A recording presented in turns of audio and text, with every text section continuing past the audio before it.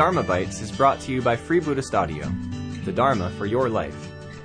Our work is funded entirely by donations from our generous listeners. If you would like to help us keep this free, make a contribution at freebuddhistaudio.com/donate. Thank you, and happy listening. So my task tonight is to focus on the hub, the symbol at the hub of the wheel, this remarkable image of these three creatures, the cock, the snake and the pig, who are biting each other's tails. So it doesn't quite show it all together here, but the tail of each creature is in the mouth of the other creature. So usually the force which drives a wheel is external. Some external engine, or the force of a waterfall or a strong current of water. But in the wheel of life, of our lives, the wheel of our lives, it is these three creatures locked together which are the driving force which creates samsara, the world of simply dissatisfaction or of actual suffering. The cock symbolizes greed or craving. The snake symbolizes hatred or aversion, and the pig symbolizes ignorance or delusion. And I've given the actual Pali names of these creatures, or these states of mind, rather. So the cock is lobha, greed or craving. The snake is dvesa, hatred or ill will. And the pig, it's not a very good pig, is moha, which is delusion.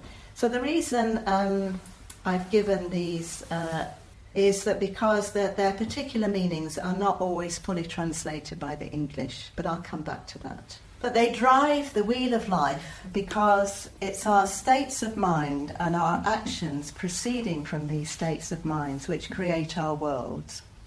I'm sure you're very, very familiar with the first two lines of the Dhammapada. Experiences are preceded by mind, led by mind, and produced by mind. If we speak or act with an impure mind, suffering follows, even as the cartwheel follows the hoof of the ox which draws the cart. Experiences are preceded by mind, led by mind, and produced by mind. If we speak or act with a pure mind, happiness follows, like a shadow which never departs. So the cock, the snake, and the pig, symbolizing greed, hatred, and delusion, are depicted in the center because they are the root causes for experience in the wandering on. I really like that phrase, the wandering on. You know, wandering on in a state of mind which is confused, unclear, and distracted, and a wandering on, which I'm sure we're all familiar with in our lives. I certainly am. Yes. When they are present in our hearts, greed, hatred and delusion, when they are present in our hearts, then we live afflicted. We live in samsara.